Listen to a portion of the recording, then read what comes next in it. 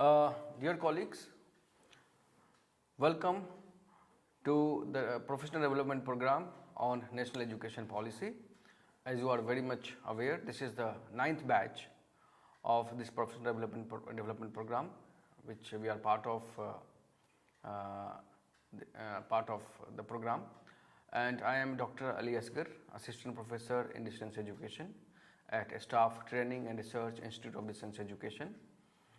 And so far we have 3 live interaction with all of you through Swayam Parva, and today we are going to have a 4th live interaction with all of you.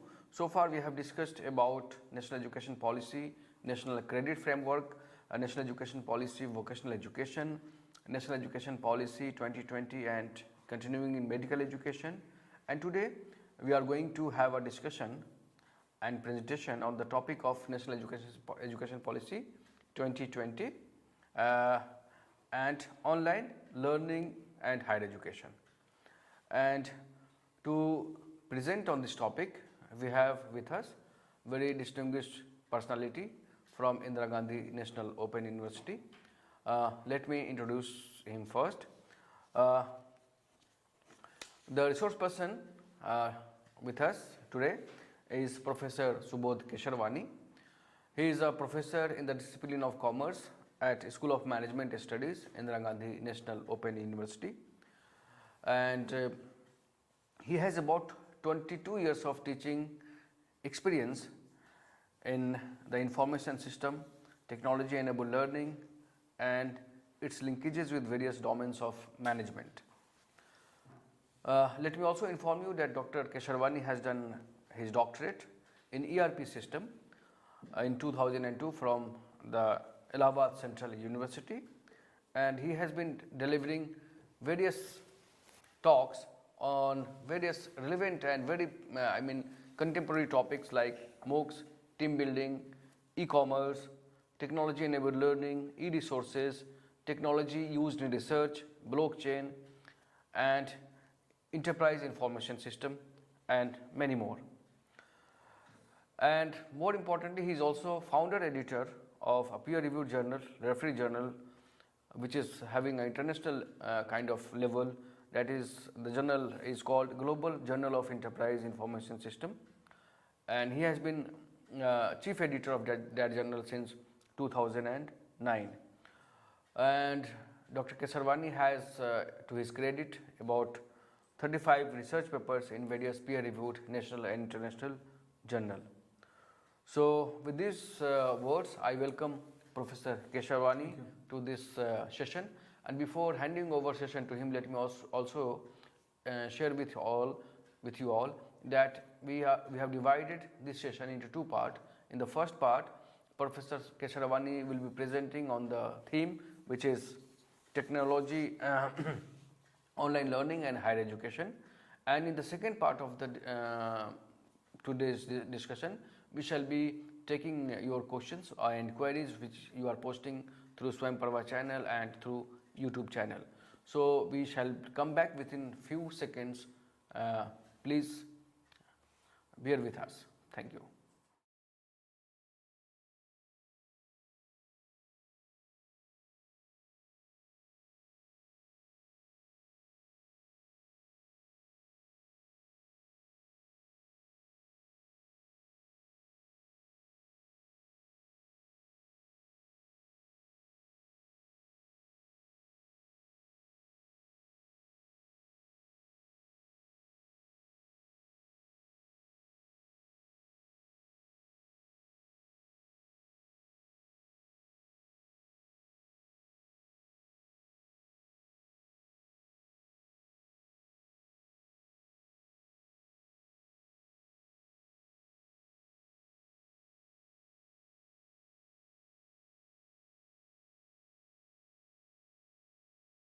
Hello learners, I think we have a very brief round of introduction by Professor Ali, and he had thrown a glimpse about what exactly the online learning is, what exactly the sessions which we have taken about NEP 2020 And a lot of the things which revolves around national education policy.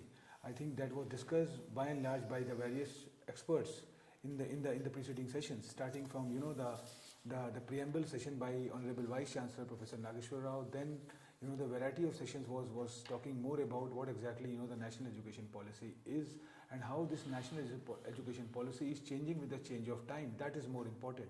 So this is something which had given birth to the various topics. I think talking about the credits, we have seen that how this academic bank of credit is working as a milestone. And on the other hand, the certain amendments, certain the new things, the certain technologies which are coming up in a big way, I think that is going to play a very important role. Because when you talk about technology, I think in our preceding sessions, I have talked about the digital learning and the other sessions also. But here I am going to talk more on what exactly the online learning is, and how this online learning is aligned with the higher education. That is more important, because since we are talking about the tertiary education, we are talking about the university going the students, and so that is more important, because higher education is something which is on the different mode. Because the kids are, if you talk about school education, I think there, if you introduce technology, they are ready to take the technology. But when you talk about the higher education, somewhere there are certain rigidness which need to be changed with the change of time. So this particular session which I am going to talk today, I think it's emphasized more on what exactly the electronic learning is, and what is the present trend is going on in higher education, and how we are going to intermingle the online learning and higher education with this certain terms. Because the digital divide is coming up and edtech are coming up. Because when you talk about educational technologies, I think somewhere the change is coming up.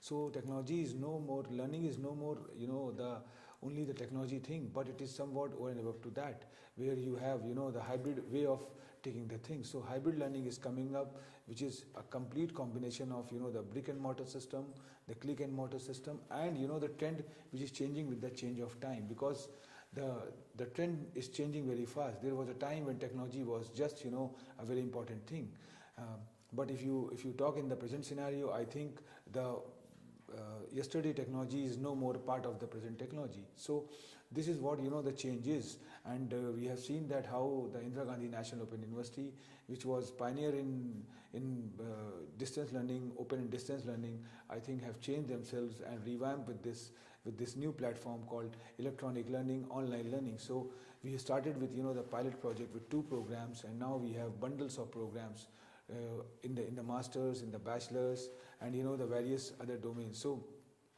this had given birth to this thing what exactly we are talking about. So prior to going into the depth of this particular theme which I have taken today, I think we have to talk about certain statistics, certain facts, because there was a trend which was changed. So we have seen that how the blackboards and textbook which was a need of an hour in the past, but now it's no more playing a very important role. And the gadgets had come up which had taken the replica of what exactly the texts which are available into our basket, and with the help of that things are changing. So technology used in education sector, we have seen that it is crossing into 3 times. So if you talk about the countries who are using the edtech, I think US stand number 1, then you have India, then you have Brazil, United Kingdom, and China.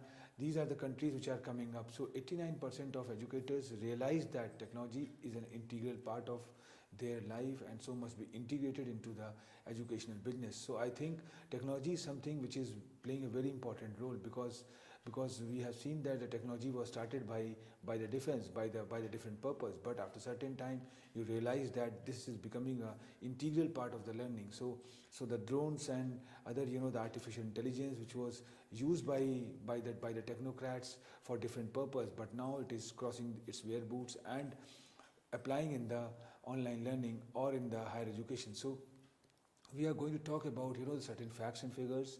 Then we are going to talk about how the digital divide is coming up, because when you talk about the digital divide, I think somewhere there's the learners are privileged to access the internet, but somewhere it is not. So this is somewhat the gap which is coming up, and this had talk about something which is called thing which need to be done. So if we talk about the reports, I think 50.8% of teachers said they know what exactly EdTech is, and 35.6% have heard about and not sure about the terminology, and 13.6 are still aware about what exactly EdTech is. So EdTech is nothing but educational technology which is going to be used for the primary education, for the secondary education, and when you talk about higher education, I think the tertiary education, there also there is a great role of that.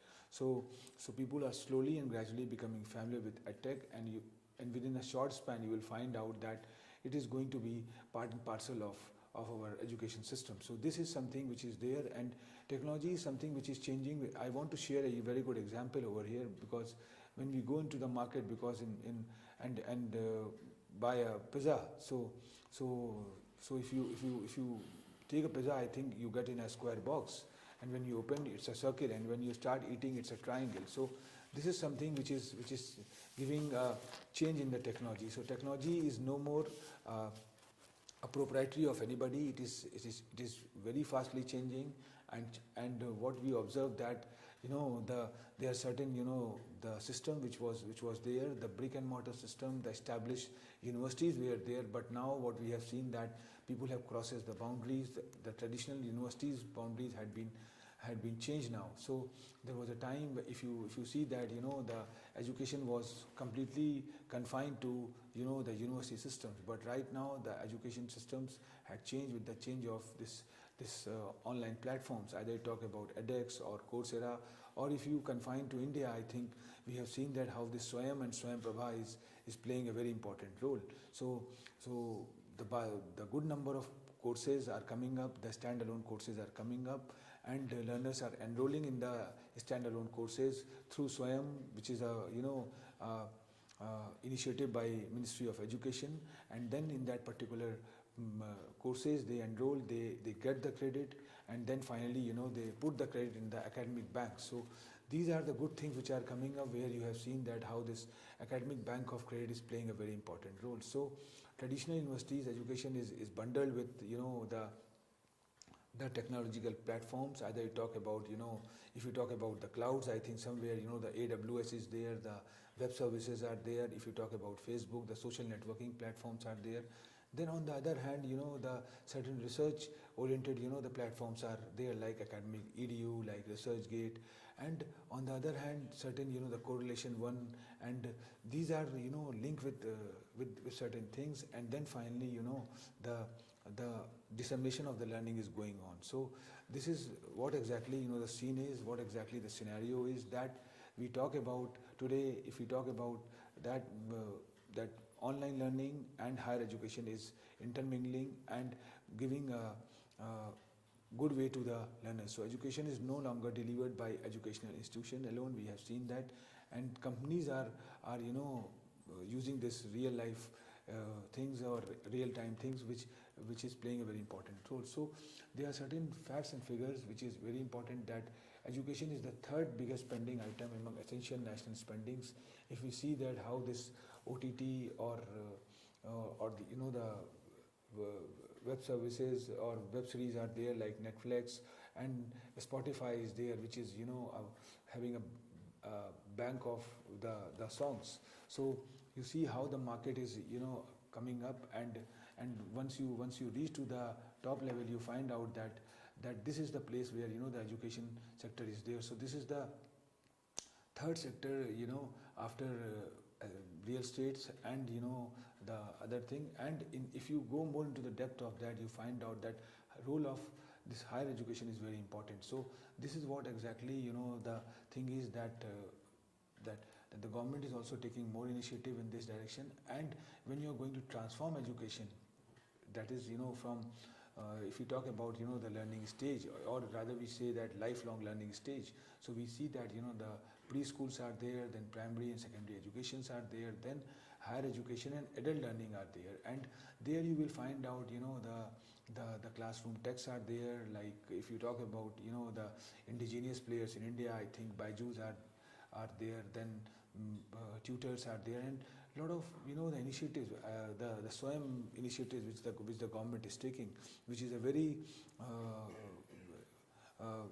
very subsidized thing which the government had taken up. So SWAYAM is there. We will definitely talk about that, how the massive open online courseware, which we usually call MOOC, was started by by by the certain groups in US, and then it's become a hot cake if you talk about present scenario. So the players like edX, like Coursera, like Simple Learn, then Khan Academy, and then other, the platforms which are going on in India, then how they have transformed educations with the help of, the platform which is there. So, and on the other hand, peer-to-peer knowledge sharing is also coming up. We have seen that there are certain, the static thing which like Quora is there, and so these are the, the edtechs which are playing a very important role. So I think if we talk about today's discussion, I think this 3-tier approach and the discussion point revolves around, the NEP-2020, and the preceding speakers have very well, talked about what exactly the national education policy is,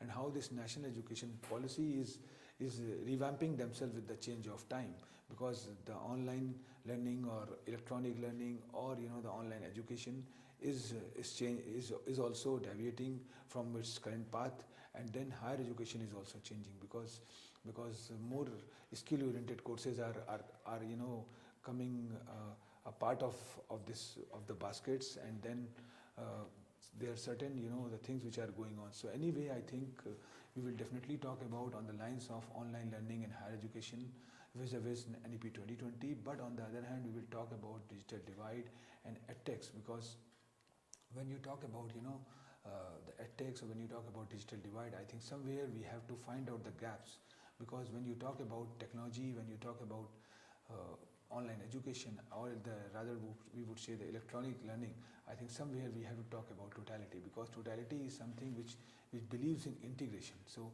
when you are going to integrate from underneath to pinnacle, when you are going to integrate the certain nodes, certain verticals, I think somewhere the benefit is going to be there for the larger segment of the society. So one of the biggest advantage of electronic learning is that it transcends the geographical boundaries, it crosses the boundaries and put it where boots in other parts of the world.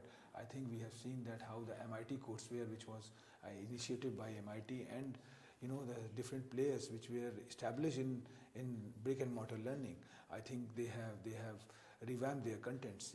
Indira Gandhi National Open University is one of that, because the university have a huge archives of self-learning materials, and that too in varieties of domains, in varieties of departments. So that the archives are transferred into eGyan course, which is a electronic portal where we can put the archive and considered as one of the quadrants of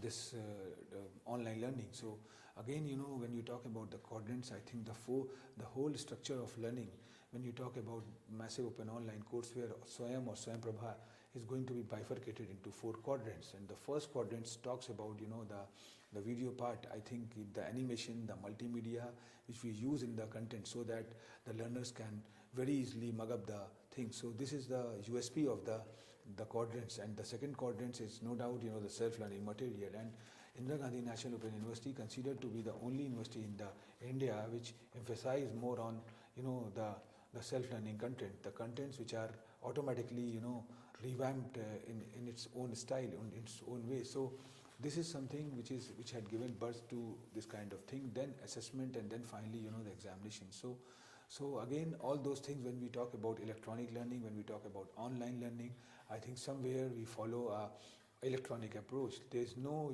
the physical touch as far as the learning is concerned, as far as the evaluation is concerned, as far as assessment is concerned, as far as examination is concerned. So this is the beauty of electronic learning, and keeping in mind higher education is also going to be revamped in that way. So it allows the benefit of class irrespective of the physical locations, and student can very easily attend the courses from the various prestigious universities across the globe.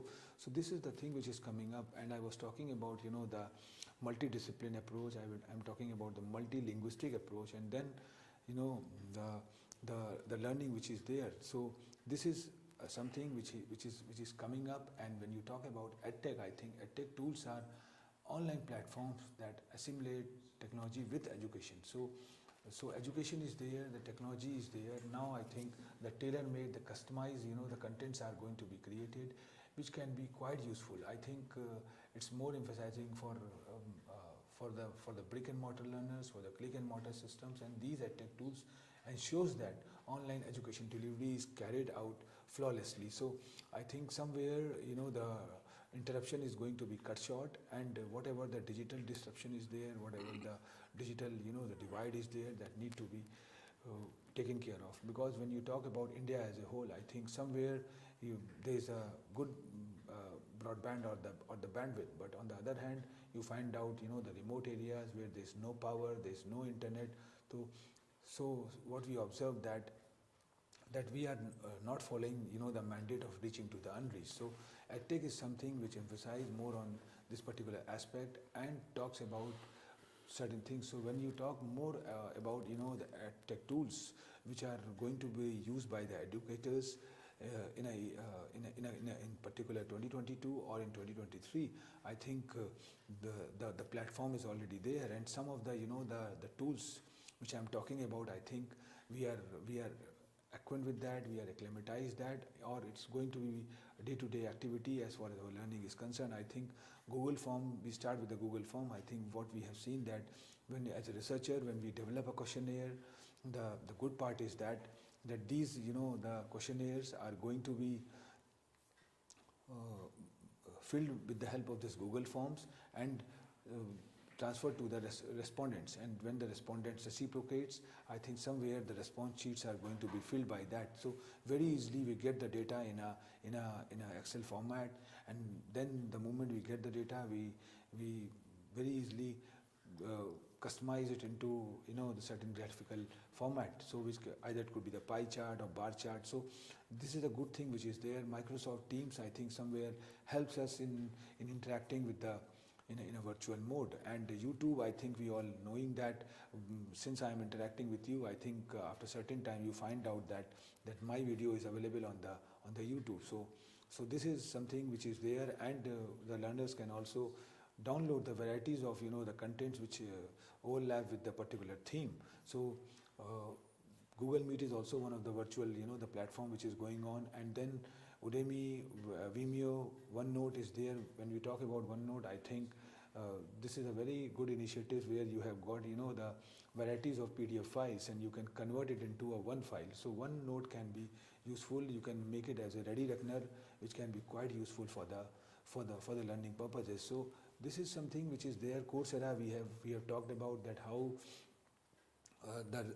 this online revolution which we talk about that had come up after the book, after the textbook, that online education had come up. So Coursera, edX, and some of the platforms which are coming up, I think the initiatives which going to be taken by the government of India in coming months about the creation of the digital university. So this is a part of a way I think the education industry is going to change, or the learning industry is going to change, because the technology, when you talk about technology, I think somewhere you have to take into consideration the current trends, the current model which is going on. Udemy is again the platforms with varieties of courses. So this is something what exactly the scenario is, and when you talk about spectrum of tools that helps a teacher and student, I think that is more important, because when you talk about technology, it's not like that we can only facilitate the learners. Somewhere the other verticals which are helping in disseminating the educations can also be equipped with the technology. So 70% of teachers, if we talk about, I think agree that EdTech tools can be helpful for students for better learning, and these EdTech tools are what we have talked about in our preceding slide is more justified. 71% principals agree that digital tools help students to build their their real life skills. I think when you talk about or go into the depth of National Education Policy 2020, I think somewhere we talk about the skills, we talk about the trend which is going on. So 35% of teachers agree that EdTech tools helps them to effectively monitor academic progress of their students. So this is what exactly the scene is, and edtech is not just done by edtech companies. I think if you cross the boundary, you will find out that companies launching education services. I think the Shopify campus is coming up, and InVision Design is giving approach to that. Intercom Academy is coming up. So what you have observed that the companies are also launching education services, and when you talk about the passionate individual educational courses, I think somewhere it's not confined to the players which are available here, but a lot of other the platforms which are coming up. So if you talk about EdTech in 2022, I think the new and evolved model on the other hand has online curriculum which is based on the analytics, and this has given birth to the personalization and has a progress tracking system which can be used by artificial intelligence based feedback. So EdTech in 2022 is more agile, more active, and the curriculum is based on cultural collaborations which can amalgamate YouTube, social media, and gaming models. So the learning which I am talking about, the four quadrants, I think we have seen that it's not going in the monotonous way, but somewhere the latest trend or the latest know-how which is a need of an hour is going to be implemented or absorbed into it.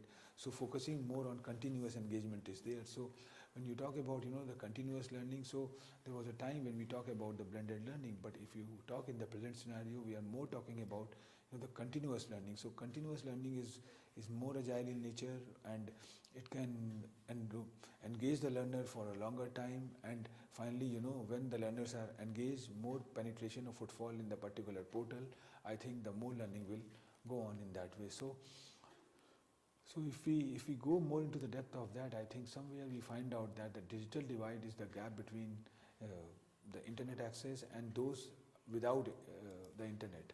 I think the preceding slides I have little bit emphasized on what exactly the digital divide is, and I think if you talk about India as a whole, you find out that we have got urban belts, we have got a rural belt. So but somewhere we have to bridge those gaps. So the contents, I think, which is created by let's take an example of Indira Gandhi National Open University, the self-learning material which we use to develop. So we try to take into consideration that the contents we develop is itself a self-learning material, and the learners who are situated in remote areas or in urban areas or wherever they are located, they can go through the content, and once they are reading the contents, they feel that they are in the classrooms. So this is something, the thing is there. So taking into consideration, I think when you talk about the digital divide, I think whatever the gaps are there that need to be bridged, and digital divide is multifaceted and includes many factors such as access, affordability, quality, and relevance. I think the national education policy mandate emphasize more on the affordability, quality, and relevance, because affordability is something which is a very important aspect, because I think that is the only thing by which you can reach to the unreached and cater the masses, because the cost is a very important aspect. Learning is not everybody's cup of tea, and it's really a very cumbersome, a very, very expensive affair, I think, when you talk about the learning. So Indira Gandhi National Open University, if you talk about, I think, always believes in reaching to the unreached and try to develop a program, try to develop a courses which emphasize on the base of affordability. So and on the other hand, there are certain additional divides like other areas that can create digital inequality, which includes security, interconnectivity, digital literacy, and access to equipment. I think that is something which is there, and if you talk about the SWAYAM courses, I think IGNOU is considered as one of the national coordinators of the SWAYAM courses, and we have got a good number of courses which are available under the ambit of Indira Gandhi National Open University, and these courses are used by the varieties of learners, and they also get the privilege to get the credit transfers with the help of the Academic Bank of Credit. So these are the benefits which are coming up, and if we go more into the depth of the digital divide, I think we see that the Jacob Nielsen categorized the digital divide into three stages, that is economic divide, usability divide, and empowerment divide. So if you talk about economic divide, I think no doubt as I have talked about that the the programs or the courses or the which is not everybody cup of tea. So technology is no doubt reaching to the unreached, but somewhere it's not become a affair where one can get it in a throwaway price. So I think somewhere this need to be taken care. Usability divide is there, that how they are going to use it, and then empowerment drive. I think the content or the courses are developed in such a manner that it can cater the under marginalized, deprived, and other things. So digital divide, if we see that, I think it is something which was started in the 1990 and faced at the both ends, that is academic transaction, either it could be the teacher or the student. So it's not like that. I have talked about that digital divide is something which can be work as a constraint for the students.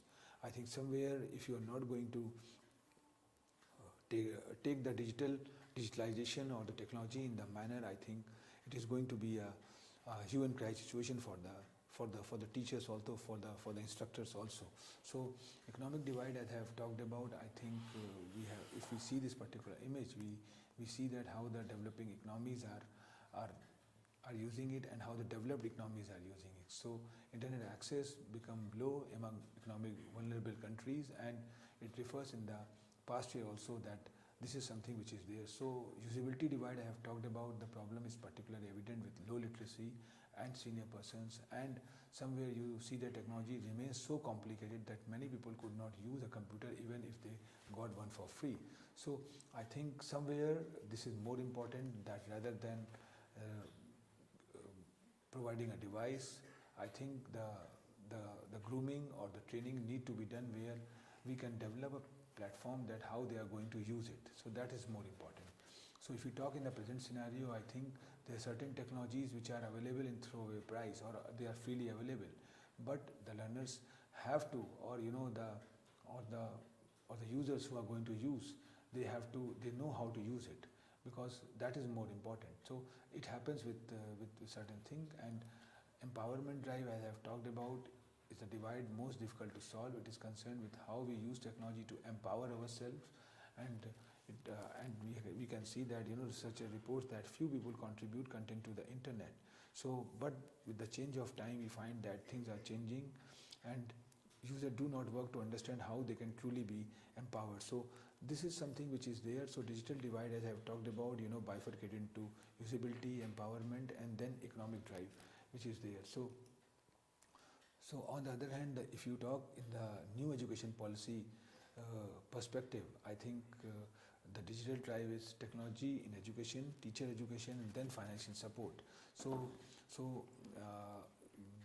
we have to create and exchange the ideas and use of technology to enhance learning, assessment, planning, and administration is one of the aspect. And then teacher education is there. By 2030, the minimum degree qualification for teaching will be the 4-year integrated B.Ed degree, if you talk about the school going kids. So, and financial support, if you talk about, I think the private institutions will be encouraged to offer scholarship to their students. So these are the certain things which are going on. And when you talk about the professional education, standalone technical universities, health sciences, legal and agriculture universities will aim at becoming multidisciplinary institutions. So this is something is going to come up where multidiscipline is going to be emphasized in big way.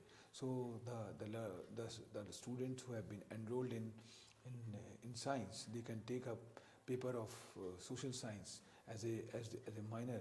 So here I want to share a very good example that if you talk about the Western world, I think the countries like United States of America or United Kingdom, I think they believe in enrolling a student in the beginning stage in their institutions rather than in a department. So if I am a commerce student and I can go for higher education in US, I can enroll myself first in the university and I will study. I will start learning the papers which are minor in nature. So my first year, my second year is quite common in nature, where I am going to enroll in the university, and I am going to study the common papers which the science stream student or the art students are going on. And when I am moving to the third year, I can start taking the majors or the subjects like the commerce or the hardcore papers like business studies or accountancy or statistics. So this can decide my specialization domain, decide my streams, and finally when I move into the fourth year, I can the papers which I choose can decide my department. So this is a good thing which the institutions are doing right now, that rather than enrolling the student in the particular stream, they enroll the students in the university, the blankets and the gamut of courses are there. So they have got certain courses which, and accordingly they can decide. So they start having with the mind that they can enroll in the commerce, but after a certain time they enroll in the multidiscipline courses. So I think this could be the beauty of the national education policy, which is going to be applied in the Indian scenario in very soon, where we see that the learners take the credits and choose the courses, make the tailor-made the curriculum as per their requirement, as per their need, and finally whatever the curriculum they take, whatever the syllabi they will choose, it will decide their streams. So keeping in mind, I think the academic bank of credit or the Swayam or Swayam Prabha we have talked about, I think the standalone Swayam courses are playing a very important role. Learners enroll in the Swayam courses, and as per their pace, as per their need, they accomplish the particular course, and finally once they achieve the four component, the four quadrant, they do it, then automatically they get the credits by putting it in the academic bank of credit. So these are the good things which is coming up. And finally academic bank of credit talks about the quantity, talks about the quantum of the courses they take, or the quantum of credit. So if say for the bachelor's degree, I think 132 is the benchmark. So if the learners get 100 credits from Swayam, or 32 credits, or the 50 credits from various ways, the moment they achieve the 132 credits, they ask for the degree, and their combinations, their minors, their majors, what they achieve is going to decide that what exactly they want. So this is the USP of the national education policy, which talks about the multidisciplinary approach, which talks about the certain things which is there. So I think with the change of time, we will find out that the boundaries which have been created by the various institutions, by the various states, or by the various jurisdictions, need to be eradicated, need to be abolished, and the sky is the limit for the learners. They enroll in the particular courses, get the credit, and put it on the academic bank, and then the things will go on. So in the coming years, you will find out that this credit is not confined to getting the courses.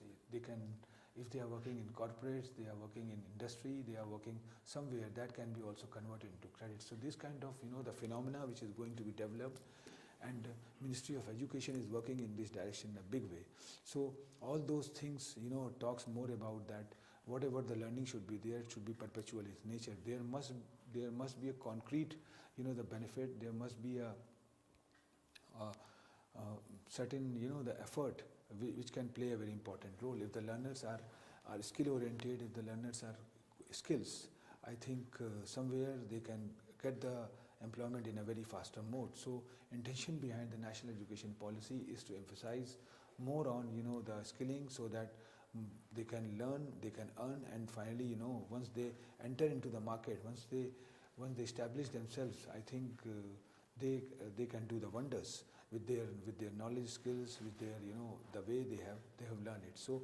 So this is the thing which is going on. And when you talk about, I think the higher education, I think which is quite intricate in nature if you compare with the primary education or the secondary education, because the tertiary education is somewhat more intricate in nature. So it is the inequality among the people in terms of access of digital tools, and indicates the gap between those who have regular effective access to digital and information, because certain things which are going to be, play a very important role. So I think that I have talked a lot about certain things which can throw a light on what exactly the online learning is, and the higher education is how the higher education is changing.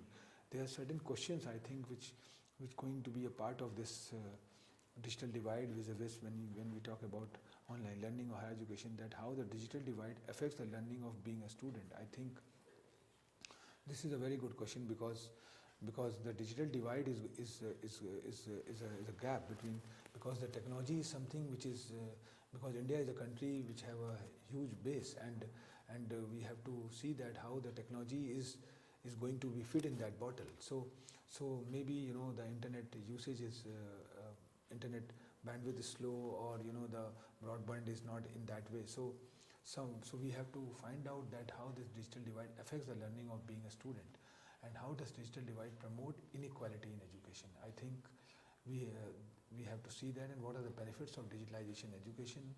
We see that education, when the education is digitalized, it's reaching to the unreached.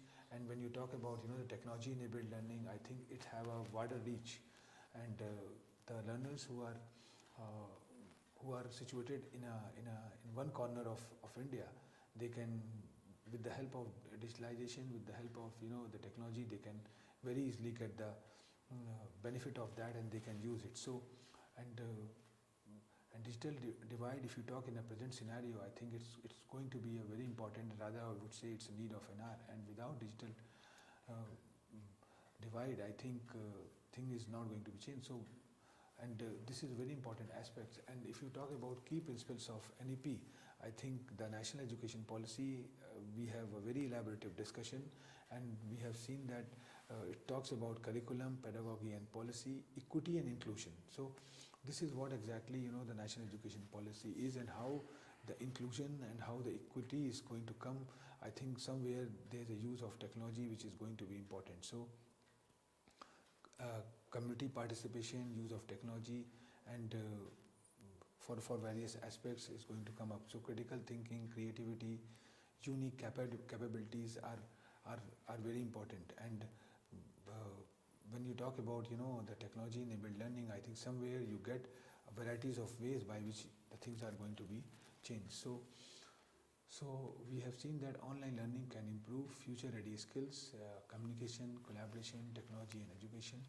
We have talked about the certain ways of by which the technology is going to be come up in the present scenario.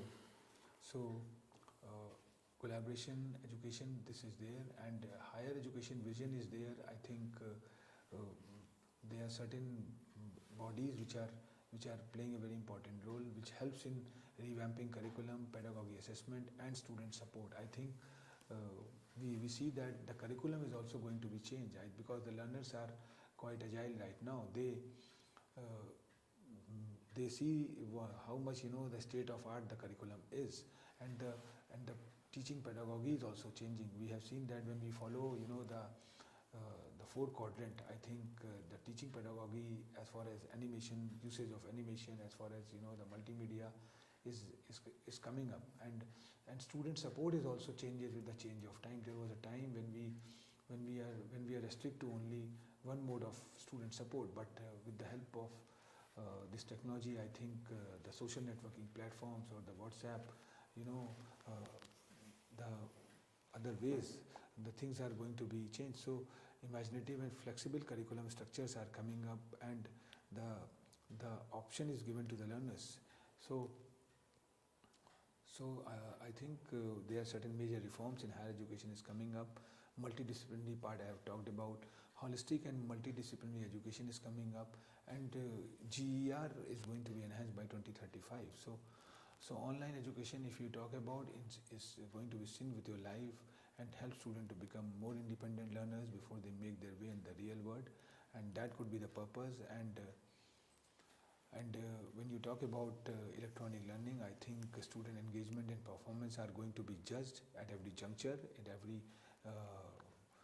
at every time, and wherever they are finding themselves in trouble, I think the technology is going to help them in this regard.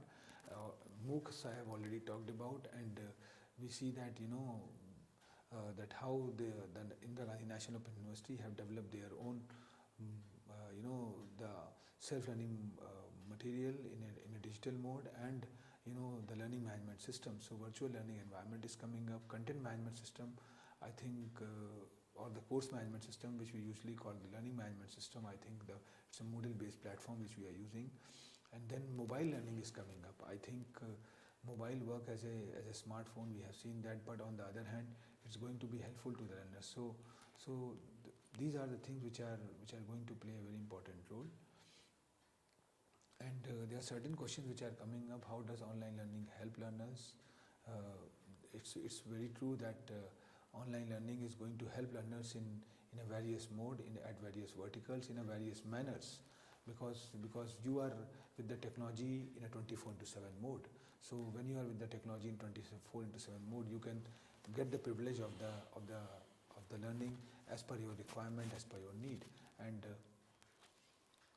online learning somewhat navigate the learners to do the things. Sometimes what the technology is doing, if I am confined to the particular theme or the particular topic, we see that the related videos are coming to us. So this is what a new way of learning. So online learning is a new way of model and new way of learning, and it's having the most positive effect. And when you talk about this thing, this is there. So I think I have talked a lot about the basic part of what exactly the online learning is, and how this online learning is aligned with the higher education. That is more important, because certain the things which are coming up, and augment and digital infrastructures are there, online teaching platforms and tools are there, virtual labs we have talked about, and blended models of learning is coming up. Why I am talking about blended models of learning? Because there is no such rocket science or thumb rule where you can say that the learning can go in this way. Because as an instructor, I think we can have our own style, we have our own pedagogy of learning. So these blended models of learning is very important, and that could be the reason, because when we talk about the digital divide, when we talk about the learning which is going on, because India is geographically we are there, so we have to see, and the style of learning, the thing which is there. So anyway, I think I have talked a lot about what exactly this aspect is, and then let's have some questions from the learners, because by this way we can know their opinion about the discussion which we have today.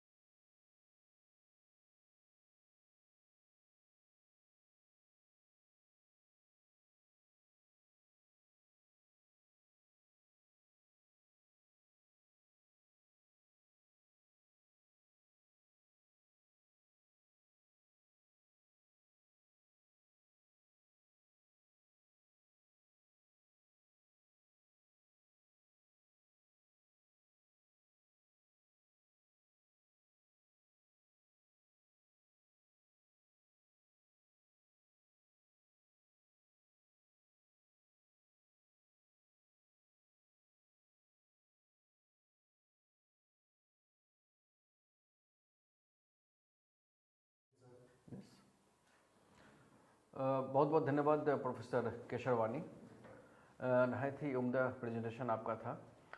अब हमारे पास तकरीबन 10-12 minute बचे हैं, तो हमारे जो साथी पूरे देश से जुड़े हुए हैं इस लाइव इंटरेक्टिव सेशन में, तो क्वेश्चंस तो बहुत सारे हमारे पास आए हैं, लेकिन हम उन्हीं प्रश्नों को इस प्रोग्राम में शामिल कर पाएंगे जो आज के डिस्कशन से, जो आज का टॉपिक हमारा था इंटरेक्टिव काउंसलिंग सेशन का, जो आज के टॉपिक से रिलेटेड हैं, उन क्वेश्चन को हम आपके सामने रखेंगे ताकि आप उस पर और ज़्यादा रोशनी डाल सकें। आज हमारे साथ काफ़ी लोग, हैदर अली साहब जुड़े हैं, शीतल साई लेखा जी, मिथिलेश हरियाणा से, पंचकुला से जुड़े हुए हैं, फिर अमृतसर, इस तरह से चेन्नई से, आंध्र प्रदेश के कई सारे शहरों से हमारे साथी जुड़े हुए हैं, अम्बाला से जुड़े हुए हैं, पंजाब से, हरियाणा, और तो कई सारे साथी हैं जिन सभी का नाम ले पाना यहाँ पर तो मुश्किल है। लेकिन जो प्रश्न आए हमारे पास उसमें सर मैं आपके सामने एक प्रश्न रखूँगा। उन्होंने पूछा है कि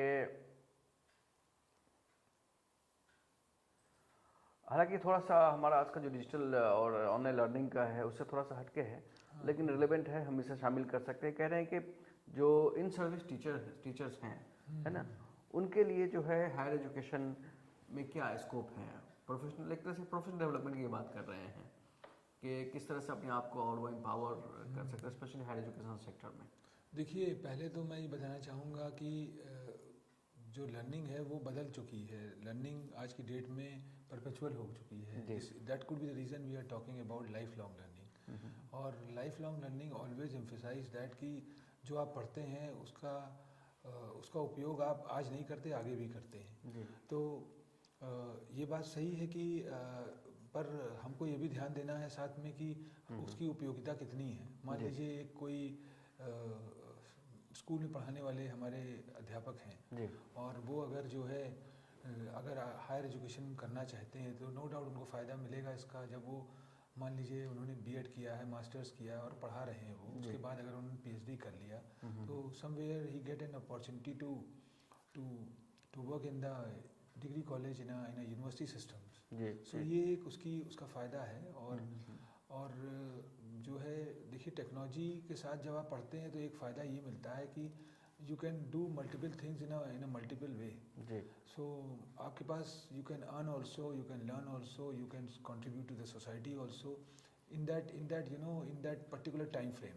देखिए, प्रोडक्टिविटी अगर 24 घंटे होते हैं एक दिन में, तो प्रोडक्टिविटी जो है अगर आप देखें काम की, वो 7 to 8 आवर्स होती है, जिसमें उसके बाद दिनचर्या में आपके पास और काम भी होते हैं। हम जब और उसी में आपको पढ़ाना भी है, उसी में आपको पढ़ना भी है, कुछ समय निकालना है। देखिए, आज का जो युग है ना, उसमें हमको ये देखना है कि हम कितने समय को कैसे बचाएं। Time management is very important.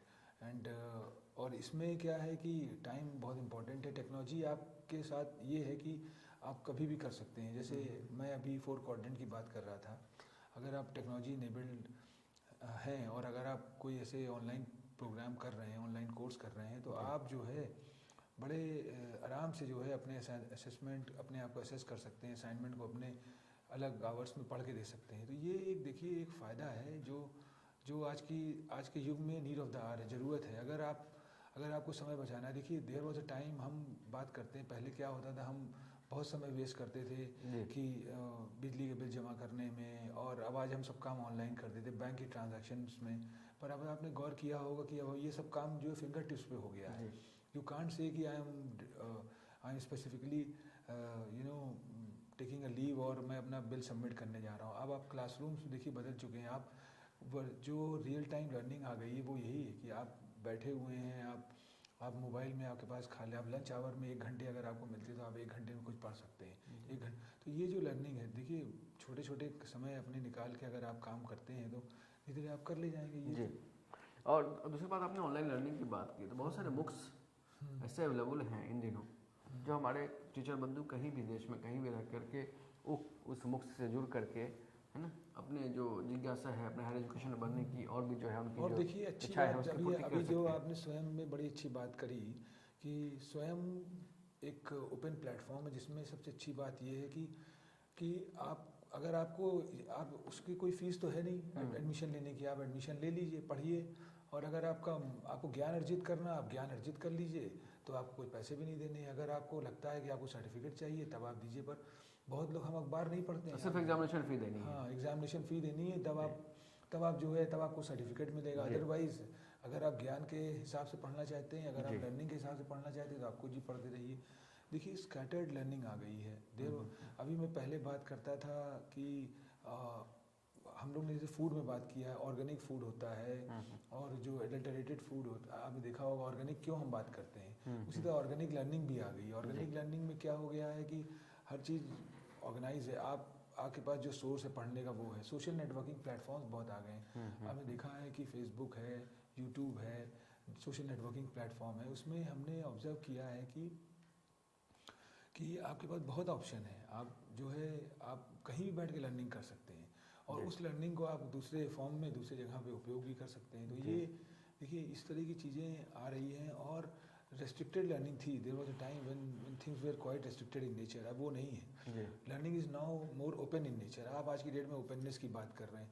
पहले हमने देखा था कि हम कुछ लिखते थे तो हमें पत्रिका में छपवाने के लिए बहुत एफर्ट करना पड़ता था। आजकल क्या है, पत्रिका बहुत आ गई हैं, आप अपना लिख के डाल सकते हैं। अगर ज़्यादा नहीं है तो आप अपना पोर्टल बना खुद डाल सकते हैं। तो स्काई इज़ द लिमिट, जैसा मैंने पहले बोला था। और आज की डेट में स्कोप बहुत ज़्यादा है पढ़ने के लिए, करने के लिए, पढ़ाने के लिए।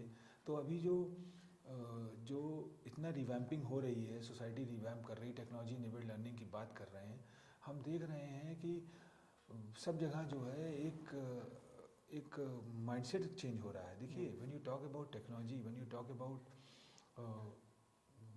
कंटेम्प्रेरी थिंग्स, इसका ये मतलब नहीं है कि you have to replace with the humans. You can eradicate the humans and put the technology. अब आप आर्टिफिशियल इंटेलिजेंस की बात कर रहे हैं, मशीन लर्निंग की बात कर रहे हैं, डीप लर्निंग की बात कर रहे हैं, मैं एक तरफ ऑगमेंट रियलिटी, वर्चुअल रियलिटी की बात कर रहा हूँ। इसमें ये सुनने में तो बड़ा अच्छा लगता है, पर आप इसमें गौर करते हैं तो आप देखते हैं कि ह्यूमन इंटरफेस कम होता जा रहा है। तो जब ये ह्यूमन इंटरफेस कम हो रहा है तो कहीं ना कहीं एक इनसिक्योरिटी की भावना आ रही है।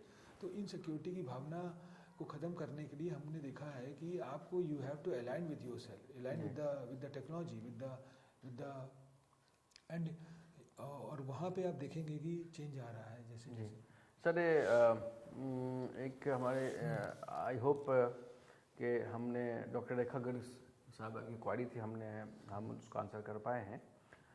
उसके अलावा हमारे पास क्वेश्चंस आए हैं। यशपाल रोहिला हैं और मेधा उपाध्याय हैं। इन दोनों ने प्रश्न किया है कि डिजिटल डिवाइड, आपने डिजिटल डिवाइड पर बात की, तो कह रहे हैं कि डिजिटल डिवाइड को अगर कम किया जाता है तो what are the advantages, specially for the people who are coming from the rural background. देखिए मैं अगर अपने विश्वविद्यालय की बात करूँ, Indira Gandhi national open university की बात करूँ, the university started with the concept called reaching to the unreach. कि मतलब हमारी रीच जो है जितनी पहुँचे लोगों तक, उसके लिए सबसे बड़ा इम्पॉर्टेंट एस्पेक्ट क्या होता है कि आपने पुस्तिका बनाई, पुस्तिका दे दी, आपने जो फीस रखी वो कम रखी, आपने जो हमारे डिप्राइव्ड अंडर मार्जिनलाइज्ड है उनके लिए सब्सिडी दे दी या फ्री में दे दिया।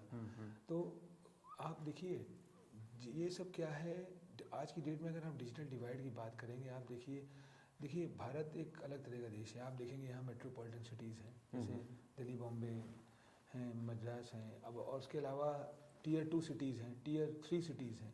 तो जो ये टीयर 3 सिटीज़ हैं वहाँ पे आप देखेंगे जो जहाँ पे रूरल बेल्ट ज़्यादा है, पावर की प्रॉब्लम है, वहाँ पे आप देखते हैं इशू है।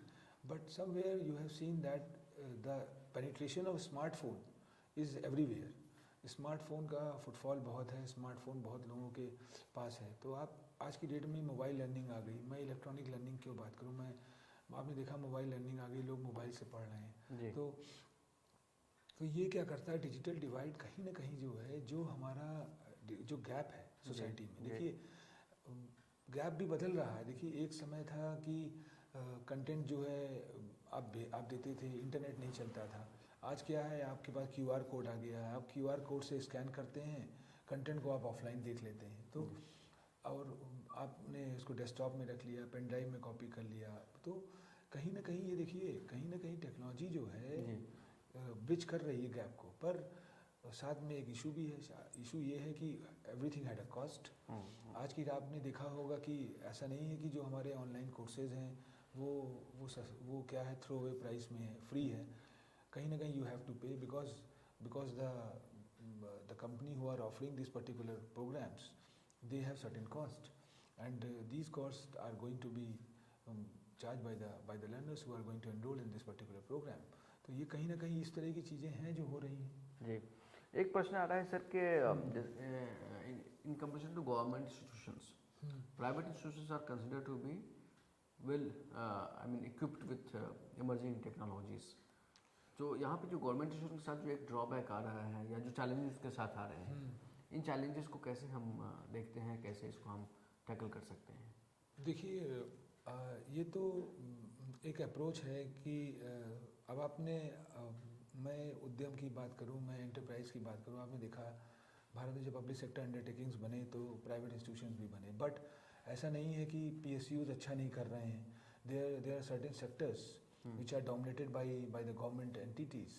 There are certain the government institutions which are in the first priority list of the learners. तो ये बात सही है कि जहाँ पे टेक्नोलॉजी पंपिंग ज़्यादा है, जहाँ पे फाइनेंशियल पंपिंग ज़्यादा है, वहाँ पे लगता है कि private institutions are somewhat doing better. But end of the day, when you talk about totality, when you talk about integration, I think affordability is something which is going to play a very important role. Very good. And IGNOU is something which talks about affordability, which talks about the reaching to the unreached, the programs which other institutions are offering in 10,000 rupees or say in a huge amount. University charge only 2,500 or 1,500 or 1,000 rupees. So this is the beauty. ऐसा नहीं कि Indira Gandhi national open university उस programme को loss में दे रही है. We are playing with the numbers. We cater the masses. And जब हम मास को कैटर करते हैं, जब हम नंबर्स को कैटर करते हैं, somewhere the cost is going to be deteriorated by turnover.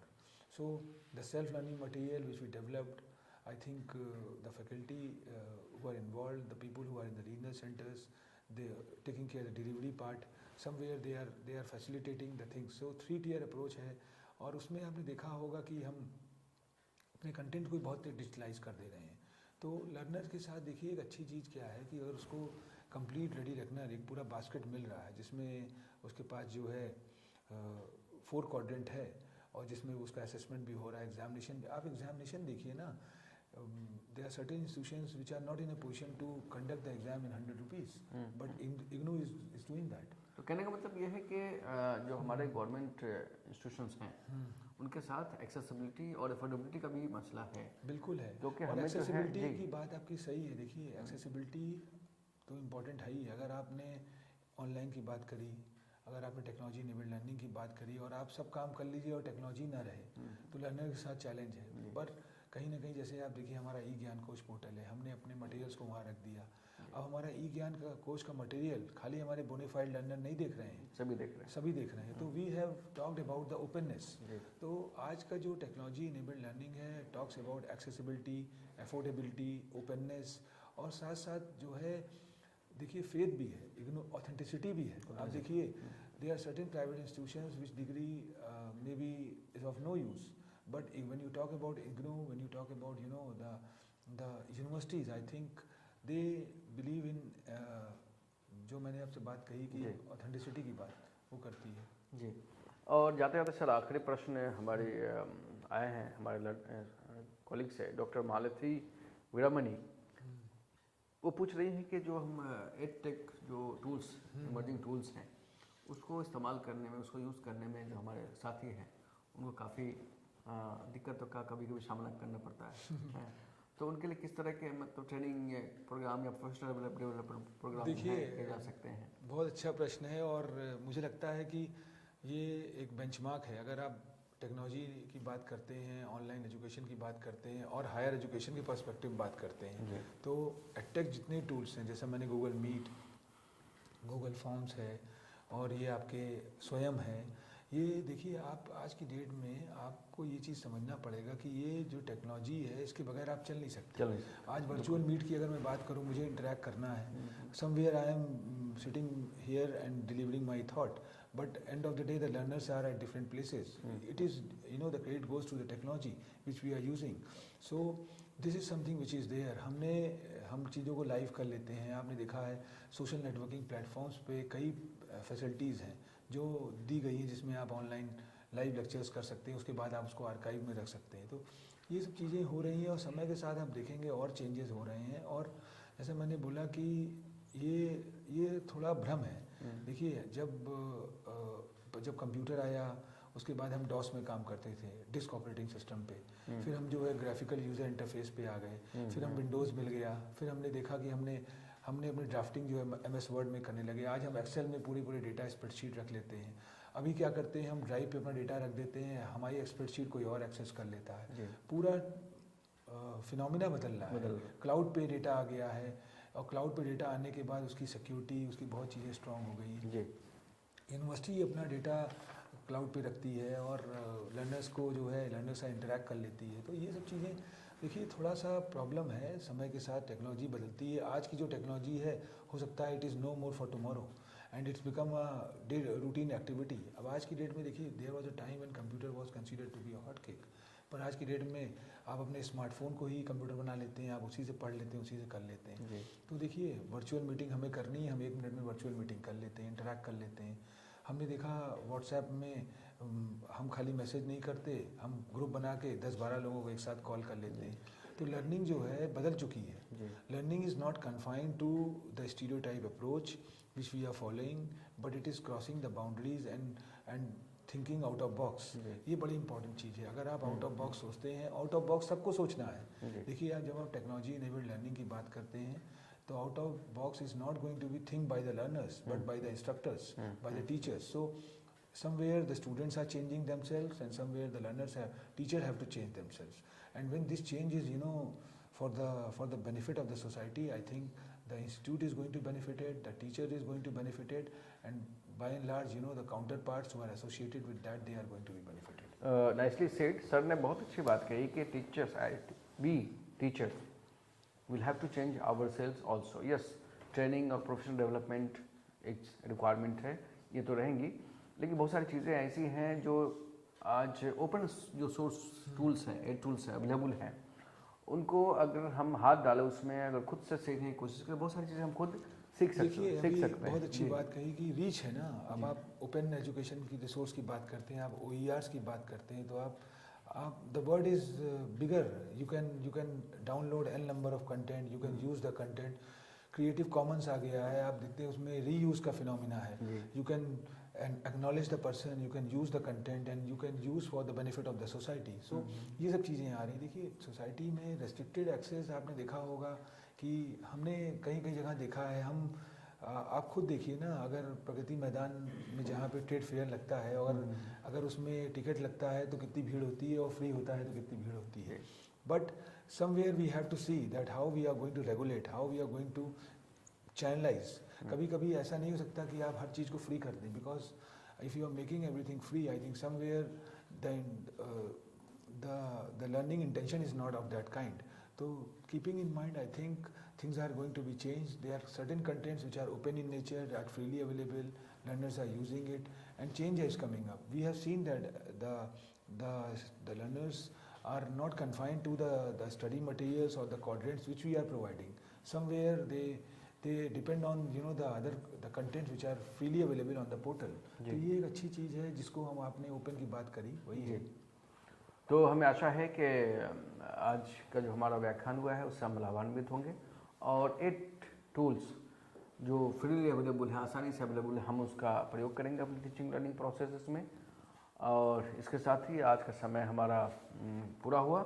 जाते जाते एक सूचना आपको दे दें कि इस सेशन के तुरंत बाद पहले की तरह आज 2 वीडियो प्रसारित किए जाएंगे आप सभी के लिए। प्री रिकॉर्डेड वीडियो जो है वो पहला वीडियो होगा जिसका टॉपिक होगा करिकुलम एंड पेडागोजी, और दूसरा वीडियो जो आपके लिए प्रसारित किया जाएगा रिकॉर्डेड वीडियो, उसका टॉपिक होगा holistic and multidisciplinary education and multiple entry and exit part 1। सो इस प्रोग्राम के बाद भी आप बने रहें और जो 2 रिकॉर्डेड वीडियो हैं वो ज़रूर देखें, ताकि आप जो ये प्रोफेशनल डेवलपमेंट प्रोग्राम आपके लिए डिज़ाइन किया गया है उससे आप सभी ज़्यादा से ज़्यादा लाभान्वित हो सके। तो इसके साथ ही मुझे और हमारे stream resource person professor Kesharwani ji को आज्ञा दीजिए। बहुत बहुत धन्यवाद। नमस्कार।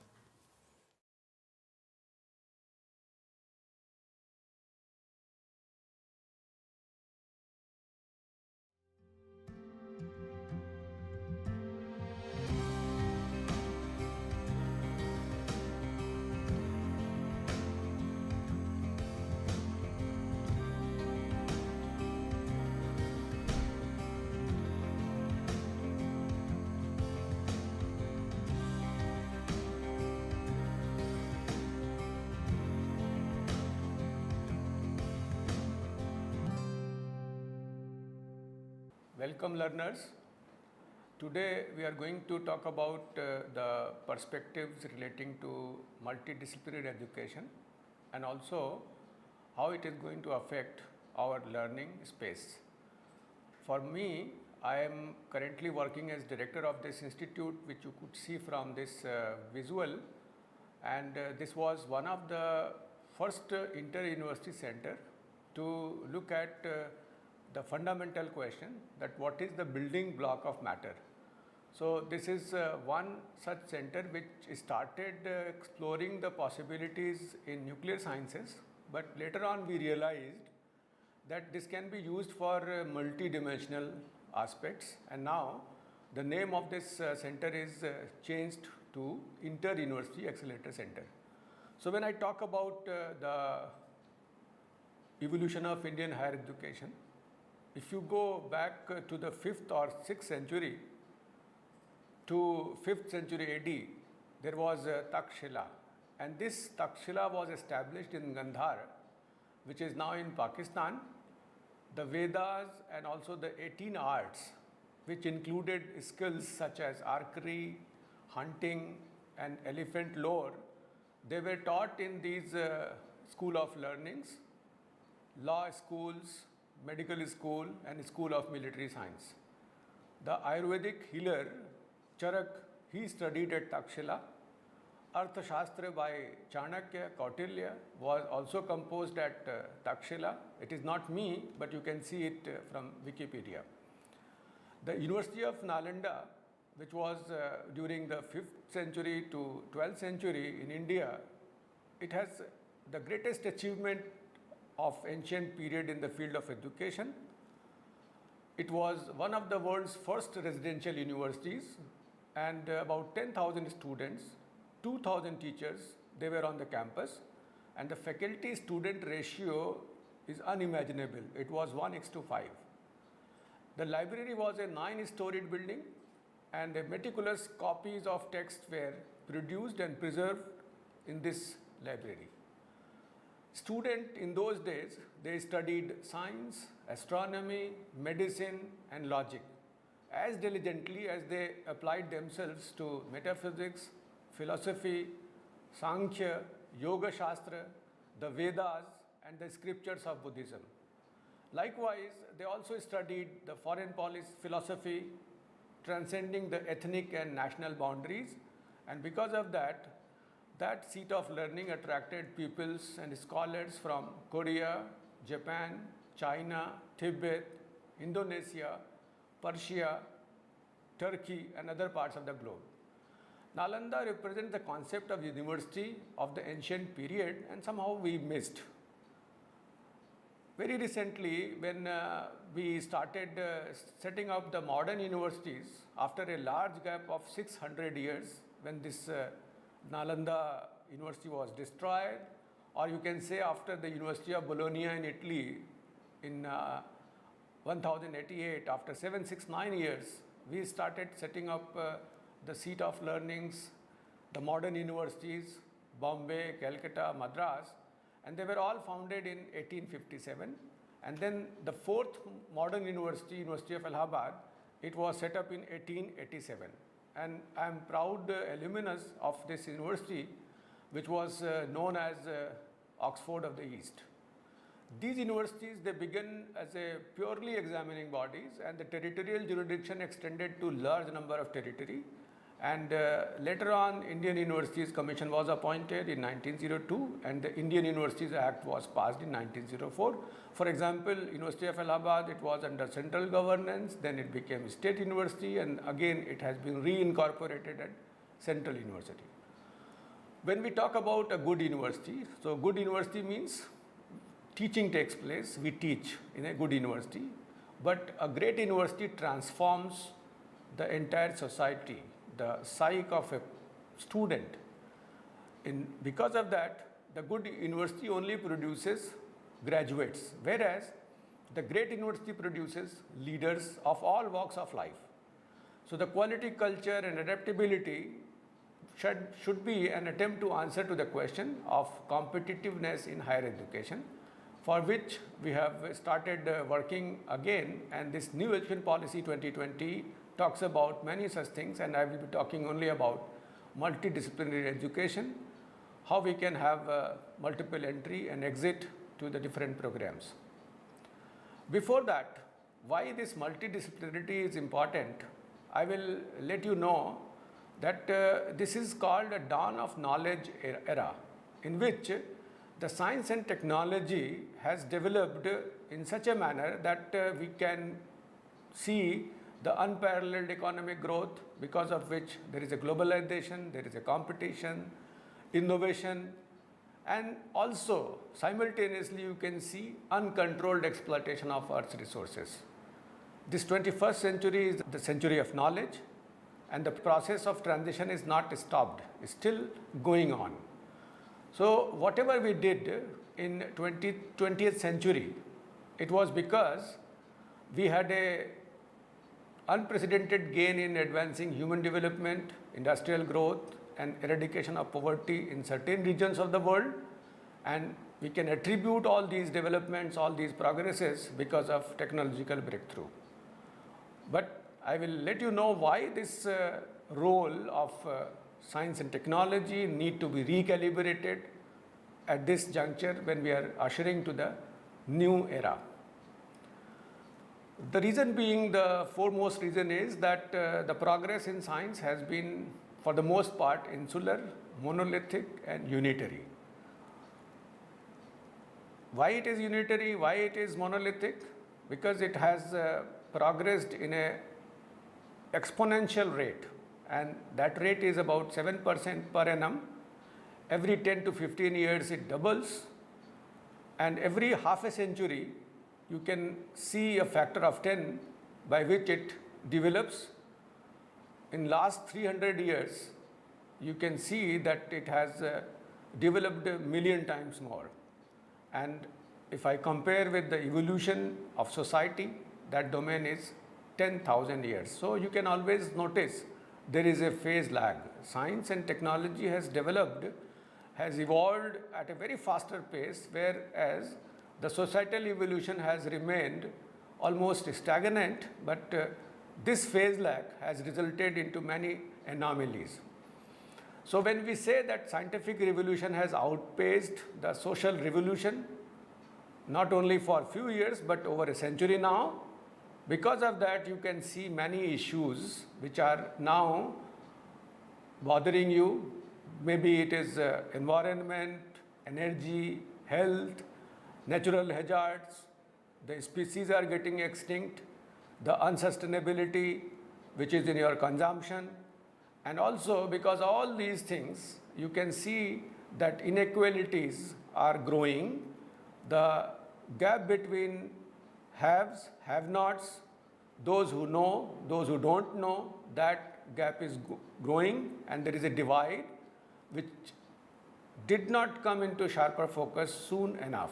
And because of that, the paradox of our time is that despite the fact that we have spectacularly advanced in science and technology, the economic progress is unprecedented, we have improved in the quality of life, the inequalities which have grown up, because of which the knowledge divide is there, and because of that you can see many of the part of the world is troubled. On the other side, without minding the scarce resources, we have started consuming at a faster rate, because of which the resources are depleting, and the planet, the Earth planet, is at stress. And in very recently, this IPCC that was that recognized the climate change because of anthropogenic activities, and for which Nobel Prize was shared by IPCC and Al Gore, just to highlight that this unsustainability of our activities, which are because of our activities, human activities, the climate change is inevitable, and it is going to bring many catastrophic changes in the society. This is one such example. If you visit any part of the country, you will find the water bodies which are at distress. None of the water bodies, the rivers, they are in the pure state of the form, and because of overconsumption, they have become unsustainable. Many of the cities across the world, even Delhi, that becomes gas chamber. It is difficult to survive in those days when the humidity and also this fume, the gas exhausts keep people bothered. The air quality becomes poorer, and sometimes it also helps many such problems which are due to this. So what we call, these are the effluents of the effluent. What we can do without using the single use of plastics, we are using without knowing how this is going to affect the environmental pollution, how the environment is going to get degraded. And very recently you might have also come to know that there was a foam which was floating when Eastern India people, they wanted to have a festival in Yamuna. So Yamuna was converted in a different, like we used to say it is foam filled with the foam. And many of the rivers, for example, Varanasi is known because there are two rivers, Varuna and Assi. Assi river is almost converted as a nala. So that is another issue which is bothering you, and we have to be mindful. The other important thing is the health and human being, they are affected because of epidemics, because of several terminal diseases, and because of the quality of life. The aging population is on the higher side, but we are not able to sustain their activities, and this is one such area in which we need to worry, and that is many of the species, they are getting extinct. So why this is happening, we need to look at this part, and because of that we have to have the phase lag which is there between societal lag and also societal evolution, and also the technological development need to be minimized to make people understand that we have to work for the sustainability of this earth. Another important dimension which has been added is because of the shrinking time domains. Way back in 1830 when Faraday discovered about the Faraday's law, it took more than 50 years to get it implemented in terms of some kind of technology, electricity. The DNA model which was proposed by Watson-Crick, 20 years took for genetic engineering to take forward. Very recently when carbon nanotube by Ijima came in 1991, within 10 years it got implemented in logic circuits. So what you can notice that in the last 30 years, and if you compare the last 15 years, 5,000 years, the last 30 years are the years which have generated more new information as compared to the previous 5,000 years. So that is another area in which the time domain has shrunk, and you could see the number of different revolutions which took place when mechanical production started, the first industrial revolution, then second industrial revolution, then the third industrial revolution, and now we are at the brink of the fourth industrial revolution, which is based on cyber physical systems. So at the end of 18th century, this industrial revolution 1.0 came. Beginning of the century, this 2.0, 70s, 3.0, today it is 4.0, and the complexity level is increasing. The other important thing is that when we started working with the basic telephone, it took 75 years to reach to 100 million customers, but the games which are coming, the online activities which are going, in 1 month we can reach to 100 million customers. So that is another shrinking the domain, and for this, the changes which are there due to the fourth industrial revolution, we need to have different kind of employability skills.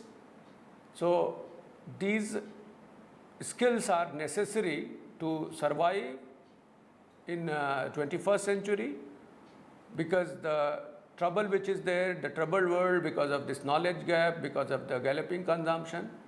So the violence and terror, changing skill sets, the employability requirements, lifelong learning necessity, changing the learner profile, be it family structure from joint family to nuclear families to large number of demographic dividend, which is due to which gives you the adolescent concerns, and also the growth of knowledge, which I have just exemplified, the changed work environment, people have become tech savvy. We have to look at different ways by which we can access information, and also assessment can be done, and that necessitates the changes in our curriculum or pedagogy. We are also requiring different kind of thinking skills. It was not only rote learning which was predominantly utilized by the learners. We have to experiment, we have to compare, we have to invent, we have to go for critiquing, we have to go for interrogating, we have to go for judging.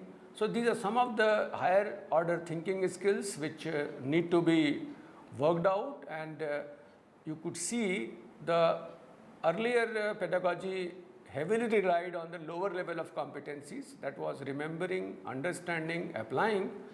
So they were the lowest level of competencies. But in coming days, when we talk about the new higher thinking skills, we need to know about how we can analyze, how we can evaluate, how we can create. Creativity should be there, and because of that, we need to change in the assessment forms. And for that, the focus in the new age science is not only addressing human needs and concerns, but also there are many opportunities which are described in form of UN Millennium Development Goals, for example, hunger, health, education, environment, that are linked with the global change research programs, that is climate change, energy issues. So the education system should be geared up to take the challenges so that this Millennium Development Goals can be attained. If you talk about human rights is composed of 5 such rights: civil rights, political rights, economic rights, social rights, cultural rights. The upper half, civil rights and political rights, are guaranteed to some extent, but the 3 other rights, which are the lower side which in this viewgram, economic rights, social rights and cultural rights, they are neglected half of the human rights. And to work with the human rights fully, we need to recognize these rights, and for that we have to deal with the sphere of human beings working, their producing, their servicing, how we are going to improve their standard of living, the quality of life, not for one person but all the persons, and also how we can deal with the cultural rights in terms of cultural sphere of life, including ethnic culture, subcultures, arts and science. So these neglected half of human rights, they are again depicted in unfinished MDGs, the Millennium Development Goals, which can be classified as social, economic and environmental.